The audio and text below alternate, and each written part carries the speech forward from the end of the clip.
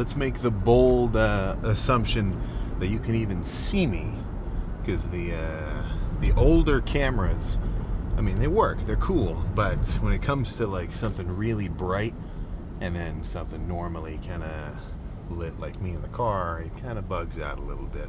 But no, if you're curious, I'd go look around on eBay for a TRV 900, and then you're gonna have to get some way to record the tape digitally, but it's worth looking into.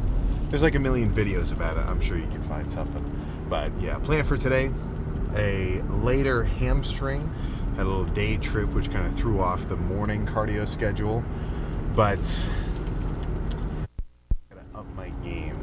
I think I gotta up my game from now on, and at least get up to 45 minutes cardio in the morning and cardio post, well, either in the morning post-workout session or in the evening post-workout session, whichever way the workout, just ends up like lining up as.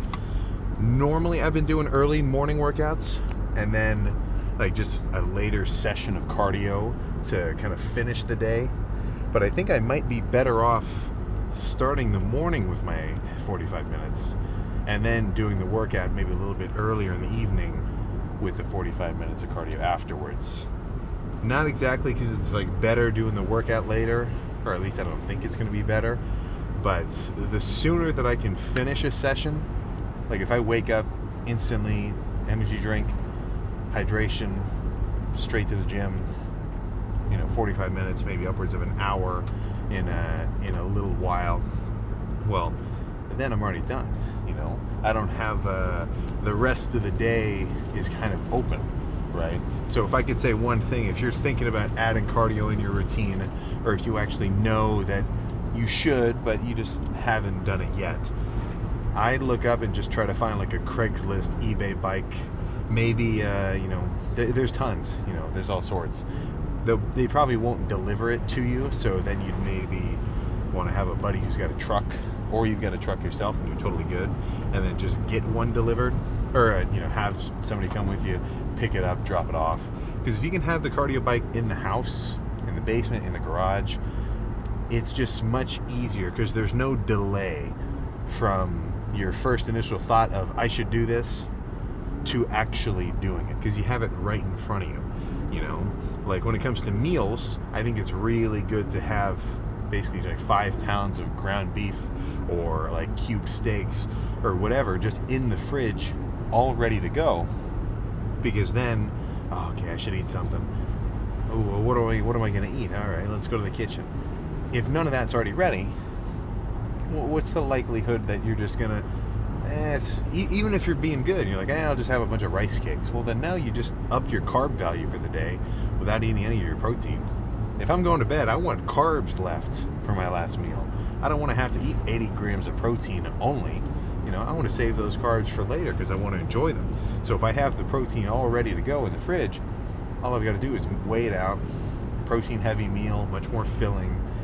It's, you just want as few, not variables isn't the word. You want as few obstacles in the way from that initial like ignition of a goal and like idea to its actual execution. I mean, I think a ton of people are going to wake up this January like, all right, new year, new me, let's do my cardio. Or they'll go to bed thinking that. And then morning comes,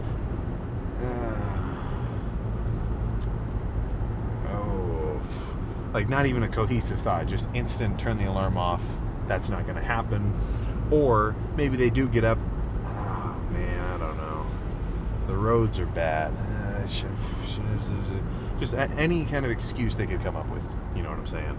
So just try not to be like that, right?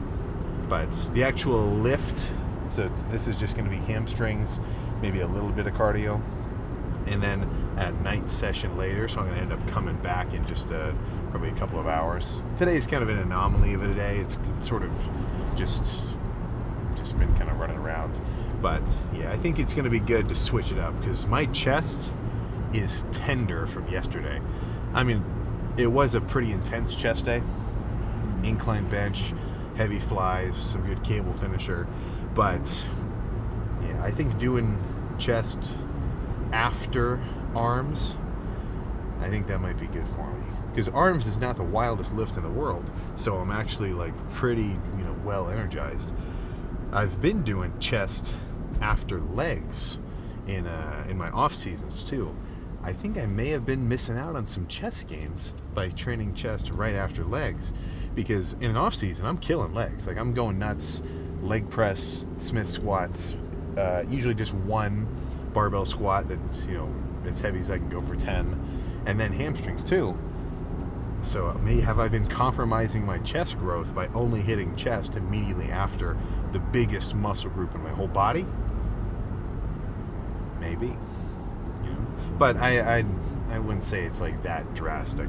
You can hit chest after legs. You can hit anything after anything. I wouldn't freak out too much. But it's definitely something I might want to change up. So I think going forward, this will be the split. It's going to be legs, back, arms, chest, legs again. Shoulders thrown in kind of sporadically. But yeah, we're getting there. So 82 days away from the Arnold now. All right, 82, and that might seem like a big number to some, but it feels like it's right around the corner, so that's kind of good motivation for me. Like, shit, man, it's crunch time. Things are about to start happening. You're either gonna show up or get shown up. All right, so the last thing I want to do is look a fool and come in soft. That's my biggest goal, right? If I could boil down like what I want to, get out of this whole prep going to the Arnold, is I want to get freaking diced. Plus, I'm going to be a bit bigger, and I'll be able to actually fill up a lot more because I won't have to suck down to 217 like I did for these last two shows. But no, all in all, I'm getting excited for it. But still a good chunk of days to be done. I think about 160 cardio sessions until show day, because I'm not going to do anything like 2 or 3 days out from the show. Like you're actually kind of doing yourself a disservice if you're really training like at least the night before, because then you're just going to be kind of inflamed. Like the whole point of the show is you want to totally chill out, be as like relaxed as possible so you can fill up well and still be like extra striated and separated and grainy. So I'm going to count those days off of the 82. So assuming the next 80 days I'll have 2 sessions of cardio, that's about 160, right? That's probably, 160, shit, 10 cardio sessions is already more cardio than probably 80% of lifters have ever done, at least on an individual basis, which is a rough number. I don't know exactly. I wasn't watching Rich Piana for a while, but early on, way early, younger Sam, the cardio game was still ingrained into me pretty well. So I'm not exactly sure where I got that, but I'm really glad that I did, because shit, man, I think there's a million different ways that you could say this analogy, but there really are lifters who do their cardio and lifters who don't. So just keep that in mind going into 2026. But yeah, today's just going to be hamstrings, pretty quick. Honestly, hamstrings isn't the most exciting workout, especially dieting, because I like doing lighter squeezing sets too, like pretty controlled. So it's not like hamstrings doesn't have that same energy as like a chest day from yesterday. I'm still going to bring it, but it's not as flashy. It's a little bit more tasteful. Like if you know, like honest. If you're thinking about what's cool about having something be big, like all right, well, having a big chest is cool just because it's like coming out of your shirt. And if your sleeves are tight on your arms, so that's fucking cool. What's the cool part about big hamstrings? I think at first glance, most people are going to think, well, why the hell would I even hit my hamstrings? It's on the back. It's not even the front of my leg, the big part. It's the back. Nobody's ever going to see that. What's the point? I'll say for me at least, what I really like about seeing them get more and more developed is if I'm ever wearing shorts and I'm sitting with like just kind of the edge of my butt up against something and I can see myself in the reflection, if you can see your hamstrings kind of just like sweep under your leg and they're like hanging off you, That's kind of, I mean, that's a cool look. And the leaner I get, the more drastic that's going to become. Like I've got some, I'm getting close to the look that I had, I don't know how many weeks out. It'll still be a little while, of course, but during my cardio sessions, just looking at my quads and my legs afterward, like if I'm sitting down, just freaking covered in veins and everything spidering across them, it's just freaking cool. But yeah, so today's just gonna be, or this is just gonna be hamstrings. So get excited for some freaking curls. So I'd probably say this is, I don't know. It depends on how you feel about the gym, I guess. But sometimes I like the fact that when I'm dieting, or if I'm gonna start with a lighter squeezing set, well, I don't have to sit here for 20 minutes warming up, you know? Like yesterday for chest, when set number 1 was the 150s on incline, I think from first warm-up movement to that set, easily 15 minutes. Rotator cuff, doing a little bit of back so that my traps and lats are, you know, good and stable. Biceps, forearm, chest itself. Like there's just a lot to get ready, you know? It's like I'm a freaking, not in the way that I feel like that, but a really fancy kind of car, like an engine, is gonna have like steps. You don't just turn it on instant. Like it's gonna be like, okay, engage, primary, warm up. Like there's like a whole flight checklist. But for lighter squeezing stuff, you can kind of jump straight into it, you know? I'm not gonna go super heavy and like put a crazy amount of tension to my hamstrings for this first set. So a couple feelers of around this weight, and now we can just freaking hit it. Because the hard part is, how hard am I gonna squeeze and burn it? Not how hard is it to even move the weight for 1 rep, you know? But starting here will be good. And this is a heavy ass stack. So even though it's only 80 pounds, it's good. So let's get started.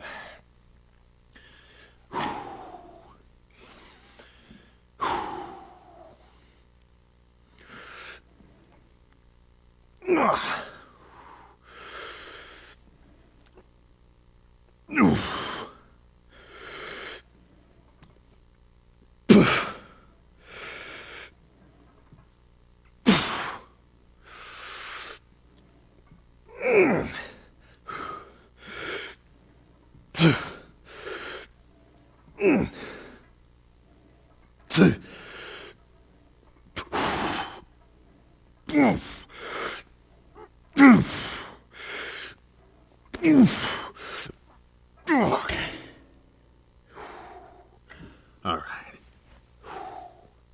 2 more of those. Actually, 1 notch heavier.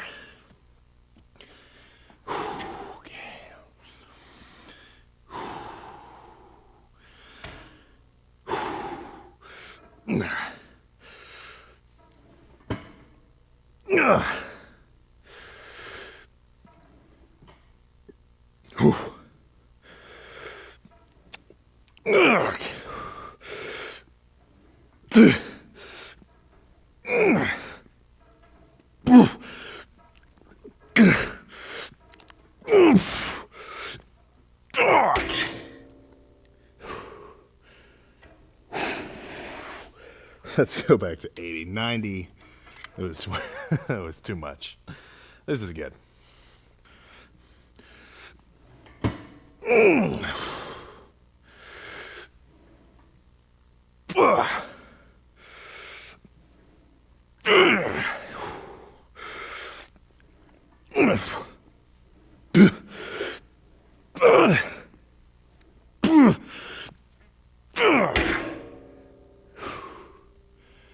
Okay. All right, let's move on. Those were a good 3 of these. I'm not sure if it's just the camera, but it makes all the lights look green. But that doesn't change anything about the lift. So 3 lane curls done of the light-ish squeezing variety. So I think it's about a good spot for a little bit of a heavier set. So let me feel how 250 feels. Yeah, that's about right. I couldn't, you know, like it's not as accurate as like sticking a thermometer into a pot of water just to see what the temperature is. But a little something like that, if you've lifted enough, I think you get a good gist of how am I feeling right now, you know? I've already done 3 good heavy sets, well, heavy-ish sets of those laying curls. So my hamstrings are warm. They're ready to go. They're ready to fire. They're ready to be loaded. So if I'm moving on to another hamstring movement, well, I don't need to do 4 warm-up sets. I'm already warm. But I don't want to overdo it either. So usually I can estimate about right to how much weight won't be too much. I think that 250 will be perfect. So a little heavier, quicker set. And let me just match it to a better song. There we go. All right. Yeah.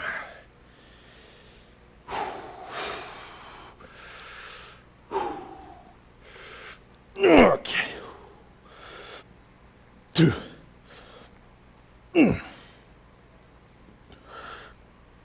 Two. Yeah.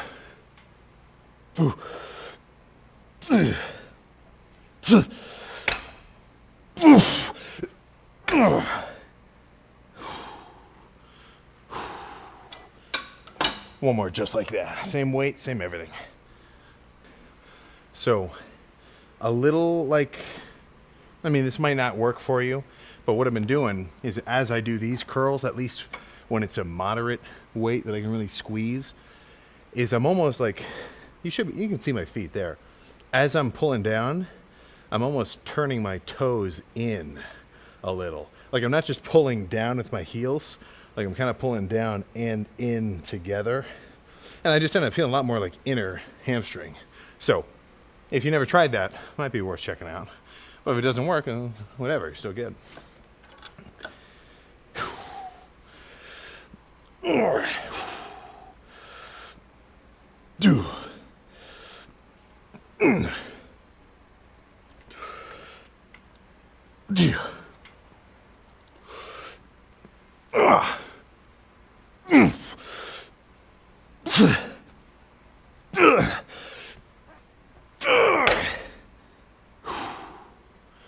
Okay. All right, let me think for a second. All right, here's a good plan for the finisher. Not exactly a drop set, not exactly a superset, but something in between. So, a little heavier for the leg curl, 265. Same thing, basically failure. But instead of being done, jump onto the laying curl with 40 pounds, so half the weight earlier, and just try to bust out a few more. So, what's the point? Is it redundant to do 2 movements like that back to back? Well, they're both a curl. I'd say no, man. You know, it's totally different. The feeling on that laying curl, even though it's the same action, with the weight and the strength curve, it's a totally different movement. And as a finisher, that's what I feel like I want to do, right? Like, let's say, I don't know. I've never even gotten into it, but I like the idea of like a boxing analogy where I'm up against my hamstrings. I try a couple things, I'm warming up, and I find out that this guy cannot block a body blow. So curls like this, awesome. Every set, hit it where it's weak, like where I really feel I'm getting a connection. And then as a finisher, I feel like this is a combo, right? This is that 1-2 whatever, and a knockout. But in a more accurate description, it's just 2 different curls, 2 different ways, making sure my hamstring's totally pumped top to bottom. You know, it's like doing a fly into a press. There's nothing magic about the combo, but it's still pretty good. So, let's get real. All right.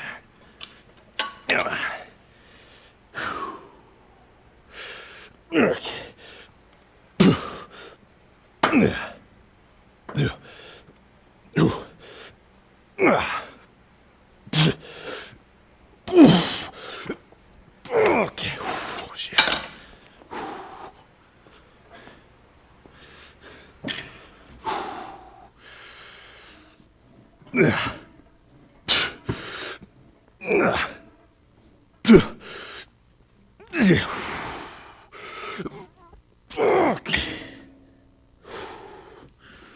All right. Now let's pose down. See how hamstrings are looking. All right. yeah, this should still look pretty cool. So, I don't need these out anymore. But, yeah, just hamstrings, not the wildest lift, but still solid. So, 6 pretty hefty sets, including a super drop set right at the end. I am cool with that. So, I'm going to come back later for a longer night session of cardio. So I think I'll just save the car talk for after that. But let's see, what are we looking like here? Do a little leg close-up.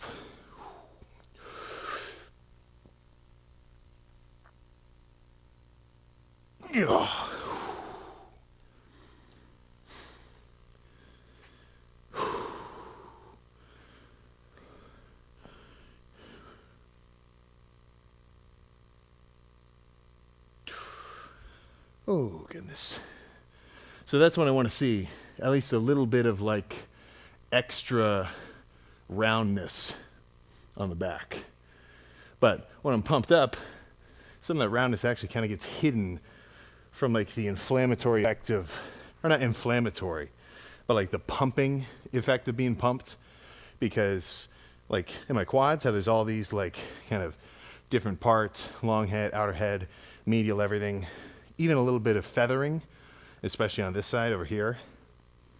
When my quads are pumped, well, that's not always as like jump out in your face apparent, because my quads are so full of blood that it actually kind of hides some of that separation. It's like if you overinflate a balloon that's supposed to have a certain shape, well, eventually it's just going to end up freaking round. But I'm going to see you in a little bit, and I will have done, yeah, probably 45 minutes. So, I'll catch you in a second. Yeah, that's what I'm talking about. That was a quick one. So, when it comes to the cardio, I mean, shit, you know, you're going to hear me say, do your cardio a million times. I'm going to say it a million more. And there's nothing super, you know, super duper special about that, right? I'm going to tell you, do your cardio like I would tell anybody, do anything in a working out kind of construct. But, you know, I could say it 1,000 times. That wouldn't mean 1,000 people would do it. And that's not even the point. Like if somebody only did their cardio because I said so, well, that's not, you know, I don't do my cardio because someone told me to do it. It's because I know it's got a certain kind of value, and not even that, but I know it's going to take me where I want to go, right? If I'm sitting here just screwing off like, oh, I'm dieting, man, you know, oh, no more canes, oh, no more whatever. It takes more than that, you know? So I guess this is one of the instances where I'm not given generalized tips. You know, sometimes I get caught kind of in like this two-faceted perspective, because I think everybody should be in the gym regardless. Even if you're like kind of a, you know, bodybuilder lunkhead hater where you think guys take it too far, which it's not like it's a bad argument. You know, I think people definitely do take it pretty freaking far. But if you're more kind of, you describe like, I want to work out, I want to stay fit, well, then that's fucking perfect. Get your damn membership, show up, use the equipment, and leave, and we're good, you know? But there's, and I never had somebody say this, apart from like listening to, I mean, the only kind of really good sort of points that I got in terms of like motivation to be a little bit crazier is listening to guys who are crazy, right? Listening to a Rich Piana. It takes what it takes. Eat more food. Do your fucking cardio. Or like you know, a Jay Cutler. I don't know if he'd say it as much now, but if you listen to old Jay Cutler tapes, I mean, if you've ever seen him now, it would be nuts. If I could travel back in time, you know, early 2000s, late 1990s, and actually see like old Olympians, like, I mean, it'd be fucking crazy, you know. But in the moment, he's in these kind of workout videos, like these. I mean, I guess there were CDs back then, and it's just like they didn't have to say it because they wanted to convince anyone that they were bringing it. You know, the guys who really kill it, oh, they don't have to say they're killing it. They don't need to say like, hey man, you should really be doing your cardio. They do it. They let the results sort of speak for themselves. So if that's what you want, right? If you're a 250 pounder, if you're a 300 pounder, there's guys who have killed it, taken it from, 300 down to 180. That wasn't quick. That was not overnight, but it was consistent. They actually stuck to their goals, and they weren't just distracted by, screw it, let me do this other thing that gives me this dopamine rush and play on my phone or get a fucking Steam Deck or open a Pokemon card or any other totally random facet of like dopamine chasing. Every time I prep or even diet, but the prep ends up being a lot more intense.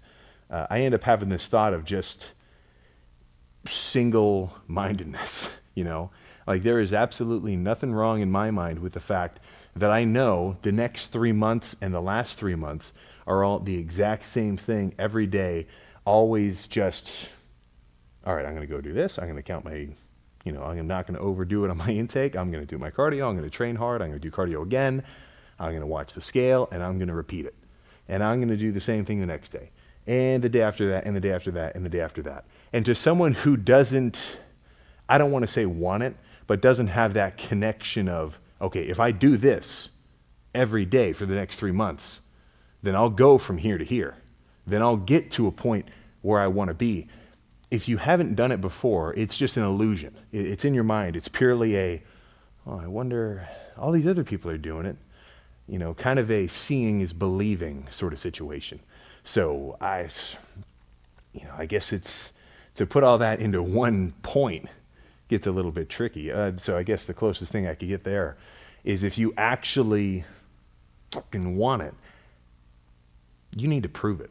You can't, there's a million, I've been around for a while in the sense of in looking at fitness shit on my phone, these entire like 7.5, probably 8 years this summer of just straight up working out. I've been on my phone the whole time. I've seen a million posts where it's, I'm going to do this. I'm going to go pro. I'm going to hit 4 or 5 bench. I'm going to be, and you know what happens?